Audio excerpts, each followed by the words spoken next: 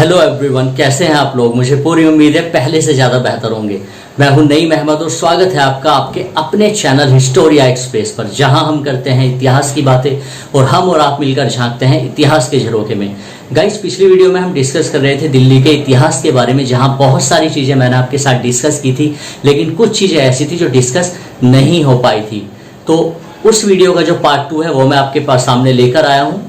आपको जरूर पसंद आएगा और दिल्ली के इतिहास के बारे में बहुत कुछ आपको जानने को मिलेगा।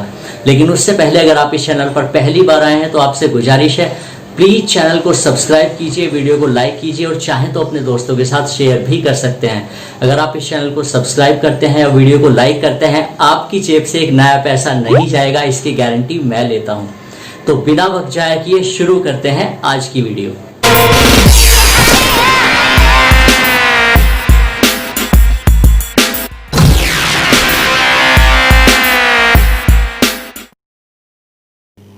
गाइज, पिछली वीडियो में हम बात कर रहे थे किस तरह तैमूर पंजाब से होता हुआ दिल्ली की ओर बढ़ा।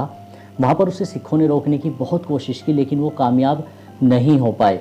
और इधर दिल्ली का शासक कायर निकला, जो तुगलक वंश का सुल्तान था, और वो दिल्ली को तैमूर के हाथों में छोड़कर गुजरात भाग गया। 15 दिनों तक दिल्ली पूरी तरह से तैमूर के हाथों में थी। 15 दिनों तक दिल्ली को लूटा गया, रेप हुए, घर जलाए गए, लोगों को मारा गया, मर्डर हुए। दिल्ली एक तरह से लावारिस थी। और इतना ही नहीं, नॉर्थ इंडिया की तरफ हरिद्वार, जम्मू, कांगड़ा को बर्बाद करते हुए तैमूर भारत से चला गया और अपने एक सेनापति खिजर खान को सत्ता सौंप गया। और इस तरह सईद राजवंश का उदय हुआ। अब आप सोच रहे होंगे कि राज करने के लिए, लूटमार करने के लिए, जीतने के लिए दिल्ली ही क्यों। इसके मुख्य रूप से देखिए 2 रीजन है। वो है, पहला है दिल्ली की भौगोलिक स्थिति, दिल्ली की ज्योग्राफिक लोकेशन, जो कि व्यापार के लिए बहुत ही बेहतर थी। और दूसरा था दिल्ली का लगभग पूरे भारत से जुड़ा होना। तो इसलिए जो भी बाहरी आक्रमणकारी थे वो सबसे पहले दिल्ली को ही अपना निशाना बनाते थे। अब वापस आते हैं सईद राजवंश पर। सईद राजवंश के आखिरी सुल्तान अलउद्दीन आलम शाह ने खुद दिल्ली को लोधियों के हवाले कर दिया और अगले कुछ सालों तक लोधी राजवंश ने दिल्ली पर हुकूमत की। लोधी राजवंश के दूसरे सुल्तान सिकंदर लोधी ने भारत के व्यापार में और लिटरेचर में हर क्षेत्र में काफ़ी योगदान दिया। इसके साथ ही उसने संस्कृत ग्रंथों में लिखी दवाइयों, मेडिसिन्स को पर्शियन भाषा में ट्रांसलेट कराया, ताकि लोग उसको समझ सके और उसका फ़ायदा उठा सके। लोधी राजवंश के आखिरी सुल्तान इब्राहिम लोधी को मुग़लों के बाबर ने हराया। अब आप सोच रहे होंगे कि अचानक से मुग़लों की एंट्री कैसे हो गई। इसके लिए लगभग 150 साल पीछे अगर आप जाएंगे, तैमूर लंके वंश से ही मुग़ल आए थे। बाबर ने इब्राहिम लोधी को पानीपत के युद्ध में हराया और हिंदुस्तान में मुग़ल एम्पायर की नींव डाल दी। बाबर ने जंग में तोपों का इस्तेमाल किया और हिंदुस्तान के इतिहास में ऐसा पहली बार हुआ था जब किसी बाहरी आक्रमणकारी ने तोपों का इस्तेमाल किया था।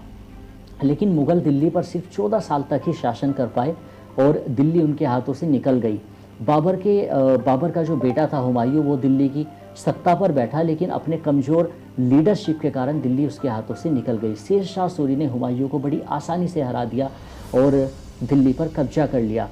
दिल्ली पर एक नए राजवंश का शासन हो गया। शेर शाह सूरी अलाउद्दीन खिलजी के बाद दूसरा ऐसा सुल्तान था जिसने आम जनता के फ़ायदे को सबसे ऊपर रखा। और अभी इंडिया की जो करेंसी है रुपया, वो शेर शाह सूरी ने ही शुरू किया था। शेर शाह सूरी आम जनता के लिए बहुत कुछ कर रहा था, लेकिन एक दुर्घटना में उसकी मौत हो गई। और इसी का फ़ायदा उठाकर हुमायूं ने दोबारा से भारत पर हमला बोल दिया और दिल्ली पर कब्जा कर लिया। इसके बाद अगले लगभग 300 सालों तक मुग़लों को कोई भी चुनौती नहीं दे पाया। उसके बाद मुग़ल साम्राज्य से अकबर, जहांगीर, औरंगजेब, शाहजहाँ जैसे कई सम्राट हुए, जिनमें सबसे ज़्यादा जो बेहतर बताया गया है वो अकबर को बताया गया है। इतिहासकारों की माने तो अकबर को महान कहा जाता था। उसने सभी राजपूतों को साथ मिलाया, एक संगठन बनाया, ताकि भारत पर लंबे समय तक शासन किया जा सके। और जितना बेहतर वो भारत के लिए कर सकता था, उसने उतना बेहतर किया।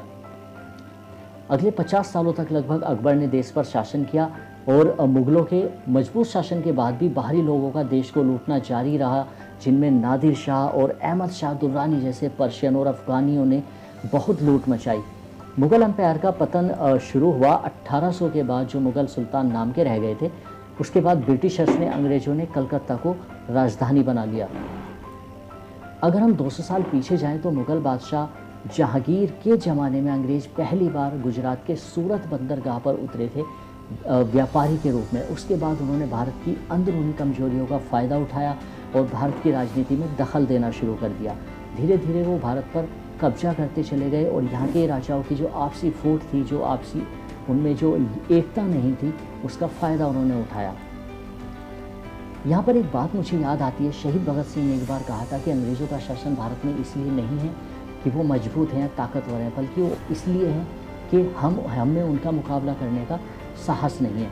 1857 में पहली बार अंग्रेज़ों के खिलाफ क्रांति हुई और मुग़ल बादशाह बहादुर शाह जफ़र को हिंदुस्तान का सुल्तान बना दिया गया। पूरी तरह एकजुट होकर हिंदुस्तानियों ने अंग्रेज़ों के खिलाफ विद्रोह किया, लेकिन वो इस विद्रोह को दबाने में पूरी तरह से कामयाब रहे। मुग़ल बादशाह बहादुर शाह जफ़र को रंगून भेज दिया गया।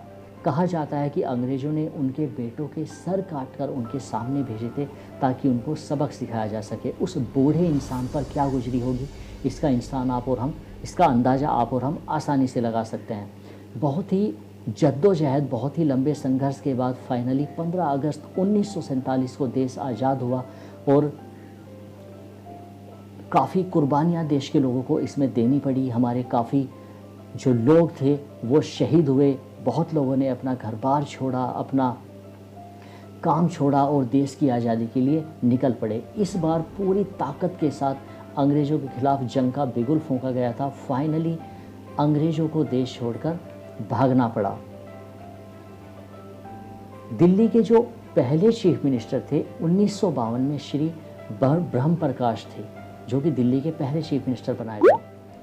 तो ये थी दिल्ली की कहानी जो मैंने आपको बताई। हालांकि दिल्ली का इतिहास इससे भी कहीं ज़्यादा बड़ा है, जिसे एक या दो वीडियो में समेट पाना आसान नहीं है, बहुत मुश्किल है। इसके लिए आप चाहें तो इतिहास के किसी भी सोर्स का इस्तेमाल कर सकते हैं, या फिर अगर रेगुलरली आप हमारे चैनल पर बने रहेंगे तो मैं यहाँ से कोशिश की जाएगी कि और ज़्यादा से ज़्यादा इतिहास आपके सामने लाकर रखा जा सके। मुझे पूरी उम्मीद है कि जब आप इतिहास के बारे में जानते हैं, अपने देश के इतिहास के बारे में या किसी राज्य के इतिहास के बारे में, आपको गर्व का एहसास ज़रूर होता होगा। और भी बेहतर जानकारी आपके लिए आगे भी इसी तरह लाती रही जाएगी इसी चैनल पर। मुझे पूरी उम्मीद है वीडियो आपको पसंद आई होगी। अगर वीडियो आपको अच्छी लगी तो प्लीज़ यार वीडियो को लाइक कीजिए, शेयर कीजिए, और अगर अभी तक आपने चैनल को सब्सक्राइब नहीं किया है तो प्लीज़ यार देर किस बात की है, चैनल को सब्सक्राइब कीजिए और अपने दोस्तों के साथ भी शेयर कर सकते हैं। अगली वीडियो में आपसे फिर मुलाकात होगी एक नए टॉपिक के साथ और बहुत ही ज़्यादा बेहतर जानकारी के साथ। तब तक के लिए मुझे दीजिए इजाज़त। खुश रहिए, खुशहाल रहिए और अपना ख्याल रखिए।